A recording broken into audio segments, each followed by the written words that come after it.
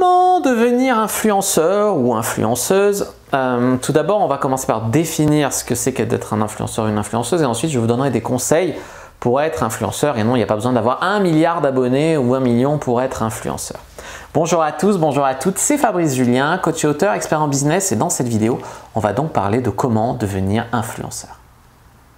Mais avant de commencer, je vous offre un guide gratuit ainsi qu'une série de conseils gratuits aussi par email. Si vous êtes intéressé, c'est le premier lien dans la description pour vous abonner. N'hésitez pas, si vous êtes motivé, vous trouverez le premier lien dans la description. Abonnez-vous et activez la cloche parce que si vous ne le faites pas, YouTube ne vous préviendra pas et vous allez rater les nouvelles vidéos ainsi que les vidéos qui contiennent des pépites. Mettez un like pour me faire savoir que vous pensez que cette vidéo est utile et pour que j'en fasse d'autres comme ça. Si vous pensez que ce contenu est utile, partagez-le en public ou en privé à vos amis. Vous pouvez aussi me laisser un commentaire, je les lis tous et j'y répondrai avec grand plaisir. La définition d'un influenceur, c'est une personne qui influence l'opinion et ou la consommation par son audience sur les réseaux sociaux. Autrement dit, c'est une personne qui, si elle conseille ça à son audience, les gens vont acheter. Ou si elle dit ça c'est bien, les gens vont changer leur état d'esprit et vont trouver ça bien. À savoir que comme les influenceurs font un lien avec leur audience, l'audience devient plus malléable, l'audience leur fait plus confiance. Et il y a des gens qui en profitent, notamment des petites stars de télé-réalité qui ont été au cœur de pas mal de scandales.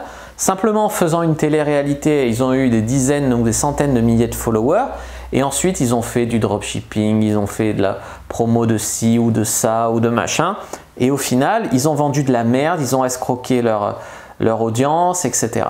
Donc des fois c'est abusif la confiance que les gens ont dans les influenceurs. Après il y a des influenceurs qui sont très bien. Je dis pas, mais tous ces influenceurs de télé-réalité machin, il y en a peut-être des très bien, mais il y en a aussi qui ont été au cœur de pas mal de scandales ou qui font que ça que pour l'argent, tu vois.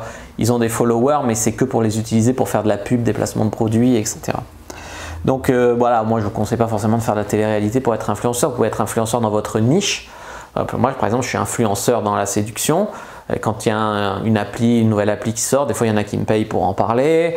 Il y a aussi des magasins de sextoys qui me parlent pour parler dans ma vidéo de certains sextoys. Voilà, je peux être influenceur moi aussi à mon échelle, même si effectivement je mise plutôt sur la vente d'infoproduits. Mais c'est vrai que d'une certaine façon, je suis influenceur aussi. Voilà, après on peut être influenceur dans plein de domaines, on peut vendre des produits en affiliation, on peut faire plein de choses comme ça. Alors comment devenir influenceur maintenant? Le premier conseil que j'ai envie de vous donner, c'est de définir votre positionnement et votre autorité, votre expérience, votre expertise, votre passion. Comme j'ai dit, on peut être influenceur dans plein de domaines. Tu peux être influenceur en jardinage, tu peux être influenceur, j'en sais rien moi, dans un sport, tu peux être influenceur, voilà, tu peux être influenceur très généraliste, mais tu peux être influenceur niché, dans une spécialité, dans une passion que tu as, voilà. Et une fois que tu as trouvé ta passion, par exemple moi c'est la séduction, une fois que tu as trouvé ta passion, là où tu vas devenir influenceur, il y a le positionnement qui compte. Le positionnement c'est quoi? Ça peut être j'aide les hommes timides à, j'aime les femmes timides à. Ton positionnement ça doit être assez quand même spécifique. C'est-à-dire que si tu es dans la séduction et que tu dis j'apprends à séduire ou j'enseigne la séduction, c'est trop vague. Est-ce que tu es spécialisé, surtout au début pour commencer? Je suis spécialisé pour aider les hommes petits à trouver l'amour. Je suis spécialisé pour aider les hommes chauves. Je suis spécialisé, voilà, bon moi non, mais c'est des exemples. C'est des exemples. Comme quoi il faut avoir son positionnement au sein de son expertise. Après on peut faire du généraliste, mais c'est bien de se spécialiser au début pour commencer en tout cas. En numéro 2 les amis, effectivement il faut du visuel de qualité. Ce que je veux dire par là, c'est que notamment si tu veux être influenceur, on a beaucoup en tête les influenceurs Instagram, il faut des jolies photos et le texte. Parce qu'il y a des gens qui croient que la légende, ça compte pas. Il y a beaucoup de gens qui lisent la légende, même qui lisent les commentaires. Donc c'est comme sur YouTube, la description de la vidéo compte aussi, moins sur YouTube, mais sur Instagram, la légende que tu vas poster sous ta photo, elle compte aussi. Elle fait pour partie de ce qui va faire que les gens vont te mettre un like ou pas, il n'y a pas que la photo. Donc ça c'est un truc à bien comprendre. Il y a beaucoup de femmes qui l'ont bien compris où elles mettent une photo d'elles en string et une petite phrase, une petite punchline de merde et tous les mecs sont tellement morts de faim qu'ils s'abonnent et elles ont des comptes, des centaines de milliers d'abonnés. C'est un peu pathétique pour la misère humaine, parce que d'un côté tu revendiques le féminisme, le machin, puis après tu t'abaisses à vendre ton cul. D'un autre côté, tous ces mecs morts de faim qui la toucheront jamais la fille, mais qui s'abonnent, qui la couvrent de compliments, qui lui donnent une audience, beaucoup d'argent pour rien. Moi je trouve ça un peu pathétique, tu vois, toutes les influenceuses, MYM, Mime, Garde la pêche, etc. Avion de chasse, ça, bon.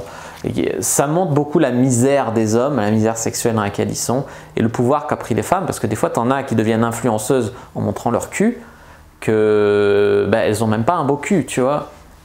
C'est là où ça devient fou, tu vois. Toi, tu essayes de faire des trucs de qualité sur des sujets un peu plus recherchés. Non, non, la meuf, elle vend son cul et elle a plus d'abonnés que toi, tu vois. Voilà, donc ça, c'est un peu chaud, quoi.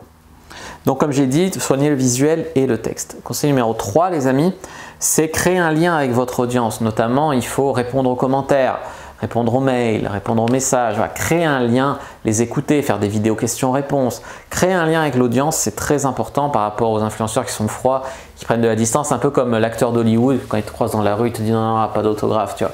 On n'est pas des stars d'Hollywood, on veut créer un lien avec l'audience. Numéro 4, travaillez votre présence en ligne. Alors c'est bien de faire un contenu de qualité.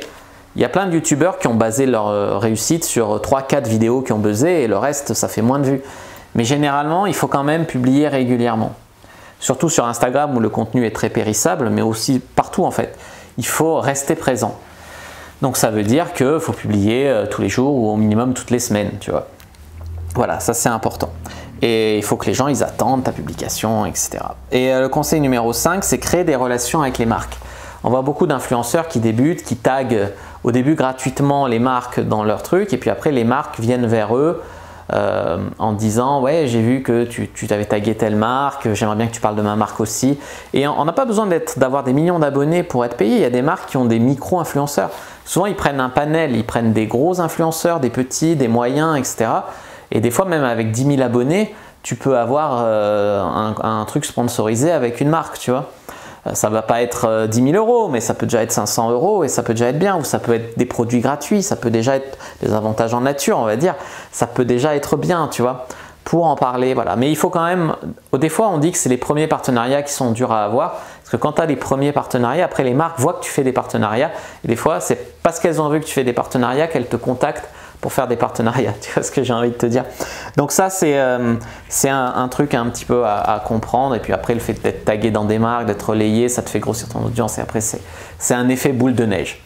Voilà pour cette vidéo sur comment devenir influenceur, j'espère qu'elle vous a plu. N'hésitez pas à regarder d'autres vidéos sur le sujet qui s'affichent à l'écran. Checkez mes formations dans la description de la vidéo, mon formation offerte. Moi je vous dis à bientôt et que le Dieu du business soit avec vous les amis.